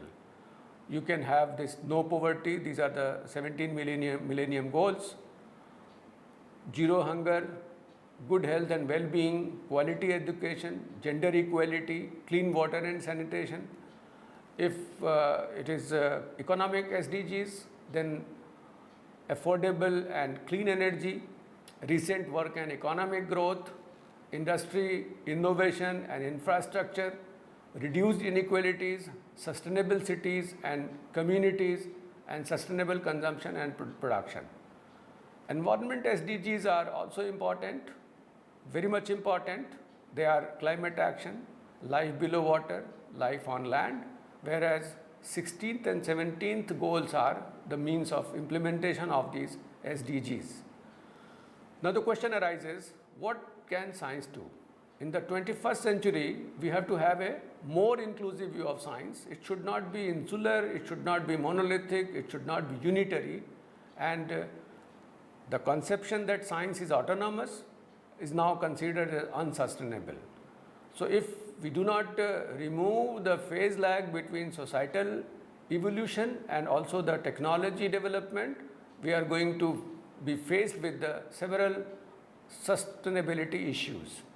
So the new role of science talks about innovation by talking to other streams of knowledges with the science, keeping view the sustainable development part for which we have to innovate, And for innovation, we require higher thinking skills, which was missing in our sets of skill when we were simply focusing on remembering, understanding, and applying some of the things. Now, the science needs to shed its splendid isolation, and for that, the societal engagement is required with the science. The policy linkage should be there, for which again innovation is required. So we need to have a synergy between scientific and societal progress, and that helps both science as well as society. Why? In science we get values, different methods to deal with, and different products which are sustainable. On the other side, unless otherwise society accepts the developments of the science and technology, it is equitably distributed, and also it also keeps in mind that unless otherwise it is sustainable, we are not going to use those products, or we have to minimize the uses. Then both science and society cohabit with each other, and because of that the science becomes responsible, transparent, and understand the full implications of new discoveries in the context of moral and ethical values and sustainability of our planet, whereas society sheds its cynicism and skepticism about science and recognizes its centrality for human good. So that means the compartmentalization of our education system, in which those who used to study only science, or even in the sciences, the branches were divided into biological science, life sciences, or mathematical science, or physical sciences, they were not talking to each other. And the problem, or the real problem, the solution of these real problems lie at the interface of many disciplines. It is not limited to only one discipline, for which we need to train a particular segment of the society or the student by simply giving some knowledge about the know-how, or giving the technical know-how to understand the technique and apply the technique for just for the sake of applying the technique. Instead, we should have good appreciation that where several such techniques will be required, by which we can actually solve the real problem and find out the problems which are needed for the sustainable development of our country. Another important thing is that if you look at the pass percentage and also the learning outcome, if you are good at understanding, the chances of failure will be minimum. If you don't understand, definitely the student is going to fail the examination.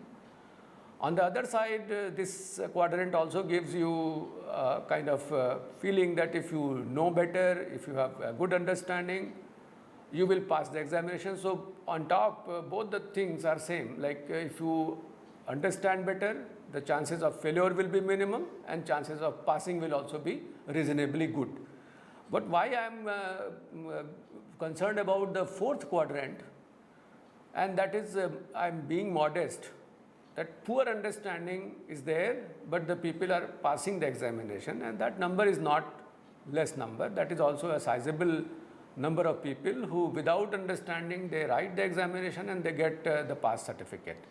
So that is a matter of concern for all of us, and unless otherwise we ensure that the student has understood or the learning outcomes are achieved, this will be a simple example of getting some kind of certificate without knowing much. To handle those issues which I have just summarized, the new education policy has come forward with a new vision, and that vision is nothing other than the Takshila, the Nalanda vision. When we had all these things, that this policy is talking about holistic education, the futuristic education, the flexibility in our system that gives you value-based quality higher education, promoting access, equity, affordability, accountability, and also on top of that quality. Everything is required for developing good, thoughtful, well-rounded and creative individuals by enabling them to develop their character, ethical and constitutional values, intellectual curiosity, scientific temper, creativity, and spirit of service. So if these are the attributes which are there, then only we can think that our education system has resulted into a student who is a good human being and can be considered as global citizen.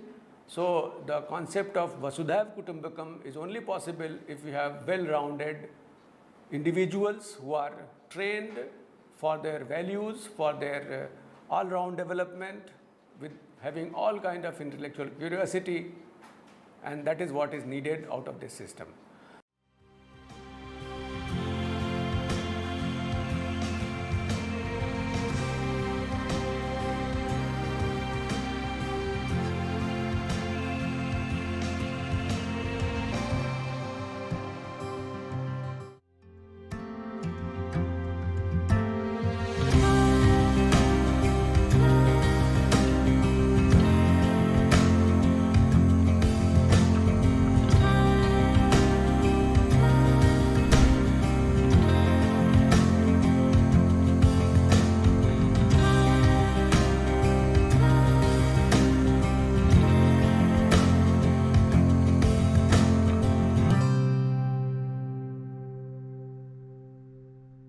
Friends, welcome to this video presentation on NEP 2020 and curriculum and pedagogy. We as teachers, we all have been teaching all through our career. We have been doing our curriculum course design in certain ways, and we have been taking care of teaching learning, whether we are teaching face-to-face, online, blended, and otherwise also. NEP 2020 stipulates some of the very innovative ways of doing things, and I will highlight some of them, and therefore it takes care of the holistic and multidisciplinary perspective that NEP has been talking about. What you see on your screen is that the main thrust so far pedagogic curriculum is concerned. The National Education Policy 2020 talks about Indian culture and values, indigenous knowledge, Bharatiya Gyana Parampara, regional and local languages, local dialects at the school level, even in college and university level, also teaching in local language, even the professional areas of medical science, engineering, and so on and so forth. It talks about pedagogy in context, putting theory into practice, almost 50-50 formulation that 50% should be diverted towards internship as well as activities, student engagement, and practicum. Multidisciplinary, I'll talk about that, and holistic, interdisciplinary. Already the UGC has the outcome-based learning framework and graduate attributes, which we would also take into consideration. Accreditation of prior learning insofar as skill development is concerned, and transferring the skills or the credits for the skills with evidences available towards putting in more credits and giving exemption to those credits and take towards a certificate, diploma, or degree. Skilling and employability is the major issue, which is an integral part of teaching learning process and curriculum in NEP 2020. In fact, two have been very important in NEP 2020, that a liberal arts foundation course would be compulsory across the board, including professional education, which will develop social and life skills, happiness skills, and vocational education and training or skilling and employability would become compulsory part of the curriculum across the board. Technology-enabled learning is the issue that NEP is talking about, to tell into the mainstream of teaching and learning, rather than keeping it as supplementary or complementary. It should be integrated into our teaching learning process.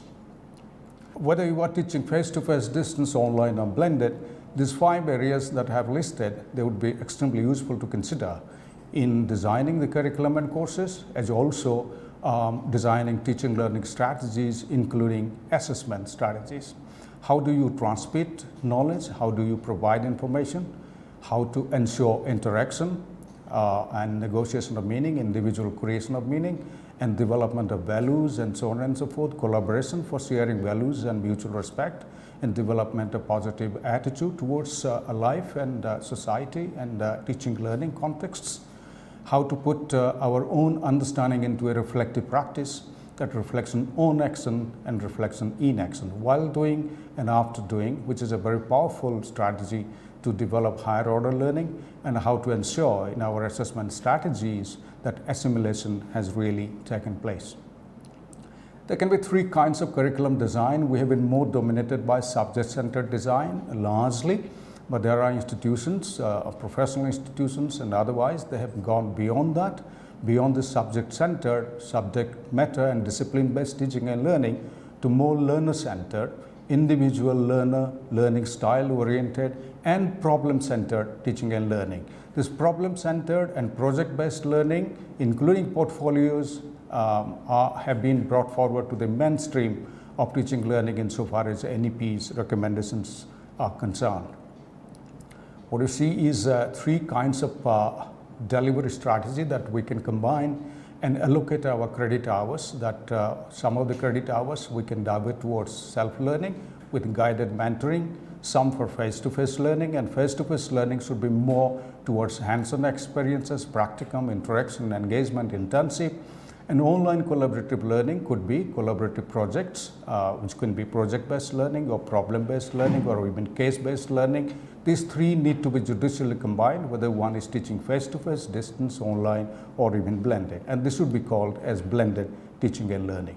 Now, a holistic curriculum that the NEP is proposing, that it is proposing a flexible curricular structures that you see on your screen, which will integrate the STEAM, science, technology, engineering, art and mathematics, industry, academia linkages insofar as skill development courses are concerned, multiple entry and exit, and the 4-year undergraduate program, which is under deliberation under higher education, National Higher Education Qualifications Framework, talk about multiple entry and exit after 1 year certificate, 40 credits, 2 years diploma, 3 years an undergraduate and 4 years an undergraduate with honors, and it can lead to a 2 years master's or 1 year master, and then the PhD program. Community engagement and service to form compulsory part of the curriculum exercise.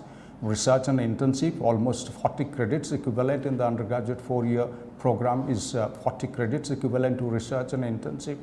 Environment and value-based education, Indian language, culture and art, skilling and employability, and multidisciplinary and holistic education, meaning thereby that the students will be allowed to take courses from other disciplines of their choice, depending on their requirement, their needs and their choice, and those credits will be counted towards one's own degree, and multidisciplinarity will be encouraged because of developed attitude, happiness skills, and so also skill-based courses which one can expand one's own employability by taking courses from other disciplines.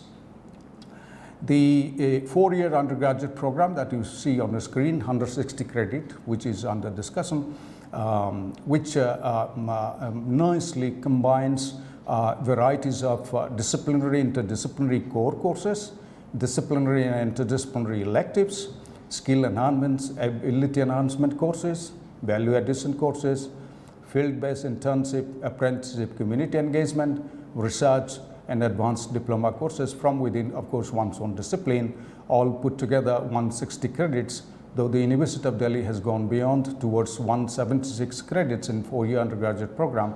But these broad areas are part of the undergraduate curriculums, so also they could form part of the certificate, diploma, degree programs because of the multiple entry and exit options available.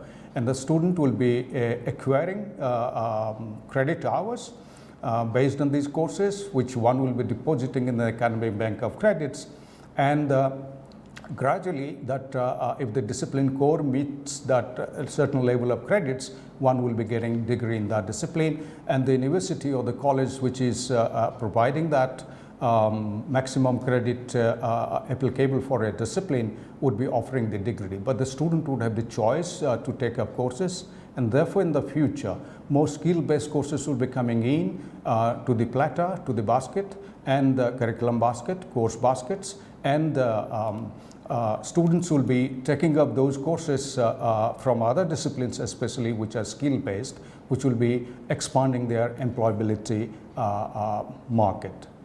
Therefore, a curriculum design which we have been following largely, and I know many professional institutions, IITs, IIMs, they have been following very diversified, flexible, but structured curriculum design that we conduct a needs analysis, and based on many other factors, including human resource development requirements, national and regional needs, global developments, discipline knowledge structure, which is the discipline core, research and development findings, indigenous knowledge base, Bharatiya Gyan Parampara, faculty expertise, the learner's profile, and so on and so forth, curriculum best practices.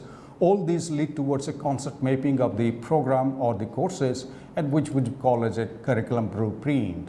And the curriculum blueprint is translated into learning outcomes, and learning outcomes are associated with the learning activities, including apprenticeship, that the students will be undertaking to meet those learning outcomes. And we have to develop assessment rubrics that the NEP is talking about, very diversified, expanded assessment rubric strategies that should meet the learning outcomes vis-a-vis those activities. In between, we provide resources, we undertake teaching and learning, bring in media and technology. So therefore, the discipline, the skill areas that the NEP is talking about broadly I have listed as discipline skills, employability skills, social and life and happiness skills, self-regulated and metacognitive learning skills, technology skills or digital literacy, and learning to learn skills.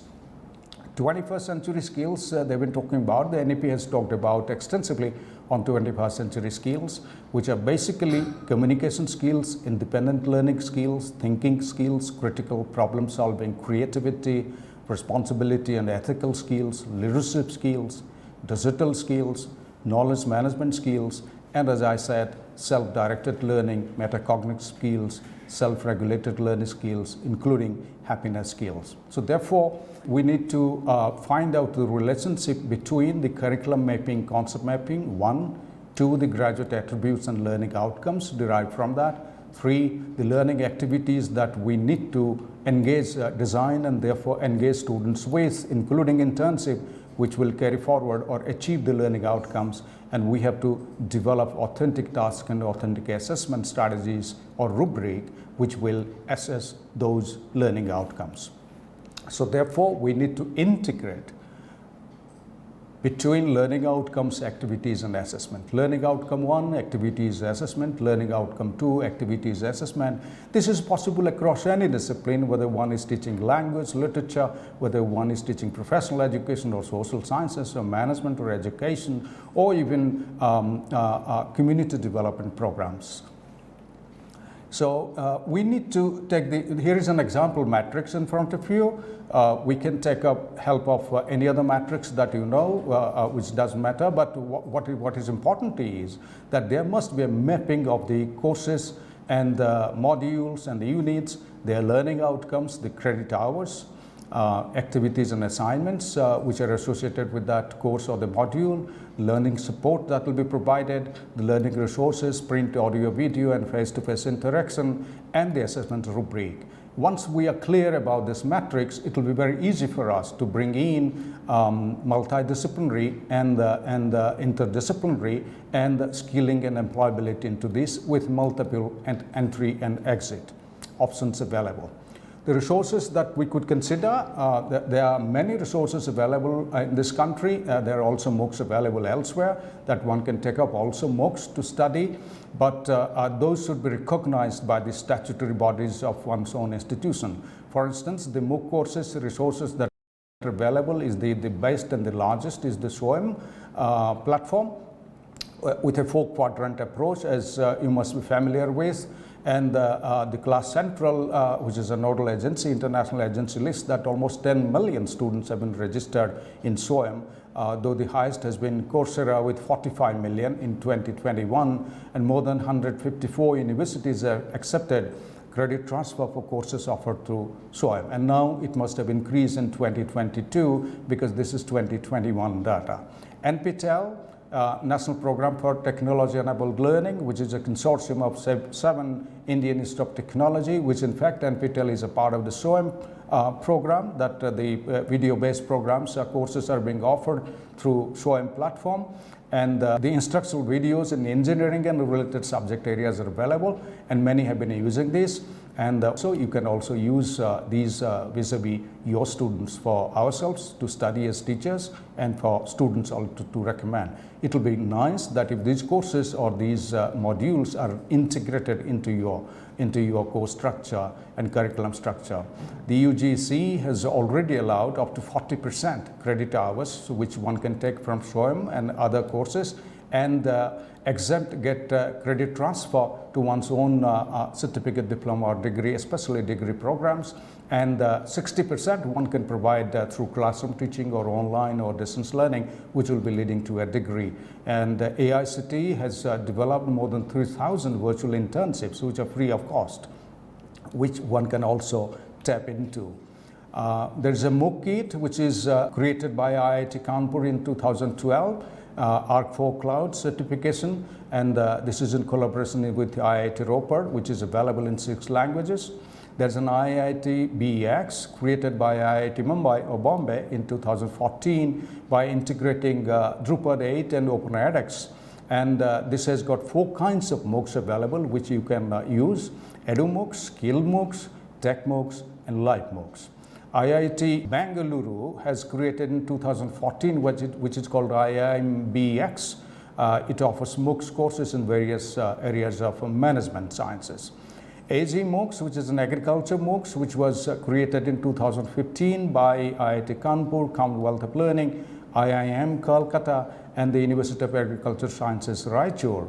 And the MOOCs platform is offering agricultural education to students, and with joint certification by IIT Kanpur and the Commonwealth of Learning. The Odisha State Open University created vis-a-vis SEMCA, with the help of SEMCA, a MOOC on training of academic counselors, which can be very useful for teachers to go through those books, that MOOC, even if one is teaching face-to-face. There is also VES Skills MOOC for banking and finance, with almost 2.5 million registered users. There is e-Vidya Bharati portal, which is providing online resources especially for cross-border education delivery or internationalization education. InflibNet and EPG Pathshala for UGC, there have been plenty of resources which are curriculum-based and which are relating to subject or discipline-based, which can also be tapped. But recently, the UGC Ministry of Information Technology, Electronic Information Technology, developed a Common Service Center program, which was inaugurated in July 29, just a few days back. And these are online resources for rural areas.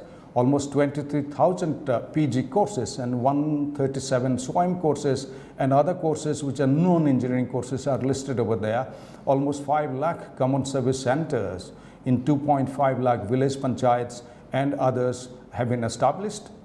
The student can register, pay a little fee. It was told some 20 rupees or so. The student can register per day to use that and earn credits vis-a-vis completion of these courses and transfer these course credit completion to their academic bank of credits, which will be counted towards certification, towards a certificate, diploma, or degree, and therefore credit transfer is very much possible.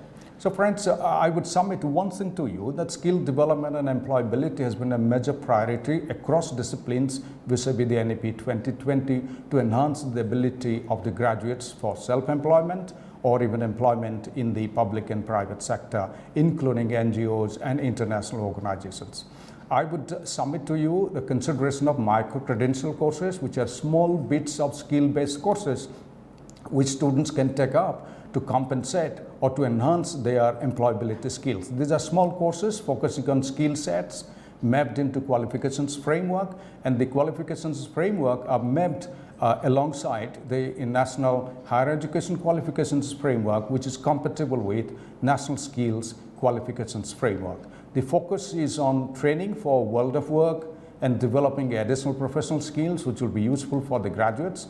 They will enhance the employability skills which are benchmarked against the industry frameworks, because now it is coming up that the skill-based curriculum should be developed in collaboration with industry and in conformity with the National Skills Qualifications Framework, and the students will be able to show evidence-based assessment, and therefore award is possible, and micro-credential course credits could also be transferred to one's own certificate, diploma or degree.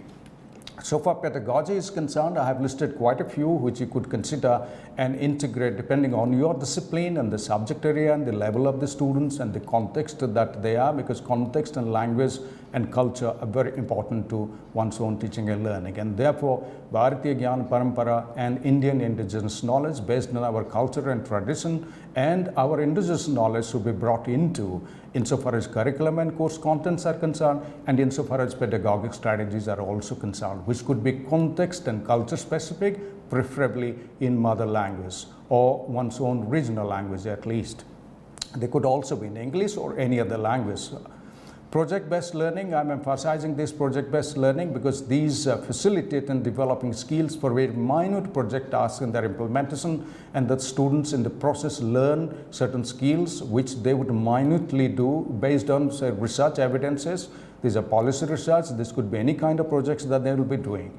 Case-based learning, besides project-based learning, I must also note that we should consider problem-based learning. So the problem-based learning and project-based learning should be brought to the forefront, which we are considering much less, except that in like a master's dissertation or a project or internship project, but this should form an integral part of teaching learning process all through the year or the semester. Case-based learning, working on a case or a problem with guided inquiry, with mentoring support provided by the teacher, and collaborative learning and teamwork and experience sharing, which the students can undertake. They would learn higher order skills based on these. E-portfolio, portfolio as well as e-portfolio. This is a very important, most probably for me, the best strategy that we can bring in, that the students can create their own portfolio, which they would showcase as an evidence of the application of their relevant skills that they have learned. They reflect on their experience and situations, integrate into academic learning with lived experiences, which today is detached, that our academic teaching is diverse from the actual context of living or society or community. They must be integrated, and they could do a digital compilation of work experiences or achievements. To continue pedagogies, we should also consider competency-based learning, which is possible in any discipline. This is simply mastering a set of skills in one course before moving to the next. That is the application of knowledge in practical situations, and those competencies could be based on the learning outcomes. Conversational learning or learning through dialogue, which is very much possible online. I have brought in, say, for instance, an online model or any proprietary LMS platform discussion forum interaction where collaboration, reflection, experimentation, active engagement by sharing application in local context is very much possible, because the students will bring in their experiences from their local context, which other students will get enriched. So combining theory and skills, and combining theory and skills on the one hand and the lived experiences of the students, bringing the experiences from their own context. This will be very enriching insofar as collaborative learning, cooperative learning is concerned. Finally, I have listed self-regulated learning and metacognitive learning, which we must consider very seriously, that the students would be taking charge of their own learning, facilitated by the teacher. That the students would, teacher's responsibility would be to develop the skills and competencies of the students, that they will take charge of their learning. They will set goals, they will manage their time, they will decide what help is needed, they will search resources, choose learning strategies, their own learning strategies suitable to them, reflect on them, evaluate their learning outcomes. Meaning thereby that the students will take full control of their learning, they will monitor their own progress, and they will focus on learning outcomes. All the process is facilitated and mentored by the teacher. What you see on your screen is a representation, collation of the learning outcomes, starting from knowledge, understanding till creativity level, and finally the constructivist learning, that the student's engagement with the context and learning the way one would like to learn or one is proficient to learn. So depending on one's own ability, that the learning task will be designed and context would be provided to the students, so that they will best engage efficiently and effectively in that process of learning. Knowledge could be multiple choice questions, understanding, oral examination, poster presentation, application through case study, analysis, course essays. Essays are very important in teaching and learning besides multiple choice tests.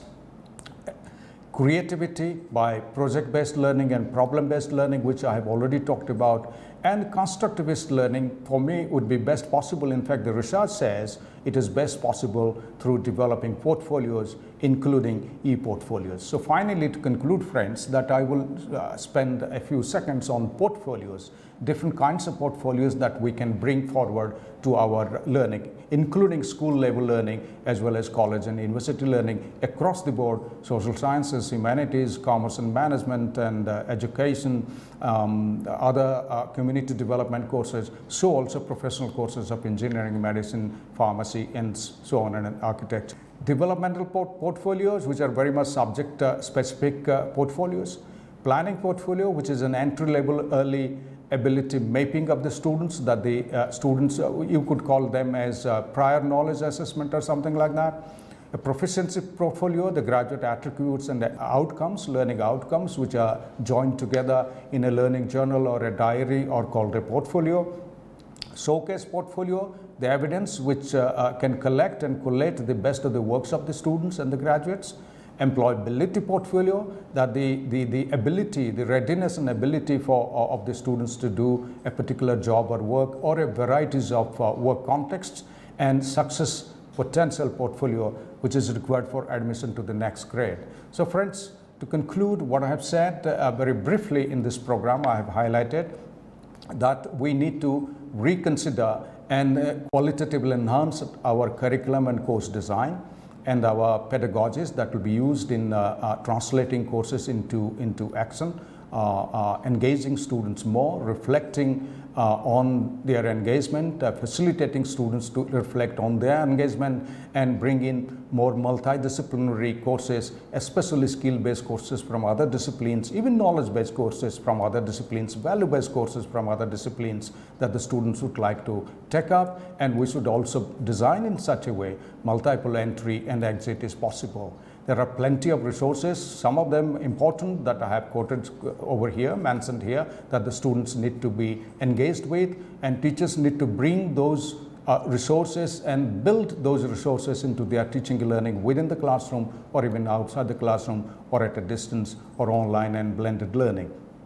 And finally, I must submit to you that it needs a holistic planning of curriculum and course design, so for the holistic development of the students. I hope that you found this useful. You must read the NEP more, and some of the good practices that are coming up from different institutions from time to time to ensure that we are very much at what exactly we need to do insofar as our own curriculum design and pedagogic design and teaching learning is concerned. Thank you very much.